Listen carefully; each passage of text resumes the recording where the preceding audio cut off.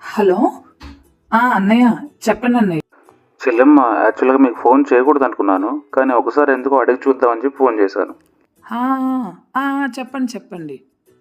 అసలు ఏమైందంటే ఈరోజు మార్నింగ్ మా ఆవిడని ఒక 6 ఫీట్ వ్యక్తి మార్కెట్లో ఫాలో అయ్యాడు. అతను పర్పుల్ కలర్ షర్ట్ వేసుకొని ఉన్నాడు. అలాంటి షర్ట్ మీ హస్బెండ్ కూడా ఉంది. నేను అసలు అడగకూడదు అనుకున్నాను, కానీ ఒకసారి ఫోన్ చేసి డౌట్ క్లియర్ చేసుకుందామని చెప్పి కాల్ చేశాను. లేదండి, మీరు తప్పుగా అర్థం చేసుకున్నారు. ఈ రోజు మా ఆయన ఆరెంజ్ కలర్ కుర్తా పైజామా వేసుకున్నారు. అలా అయితే ప్రాబ్లం లేదులే, నేను మళ్ళీ కాల్ చేస్తానమ్మా. ఓకే అండి. ఏమంటున్నారు సుబ్బారావు గారు?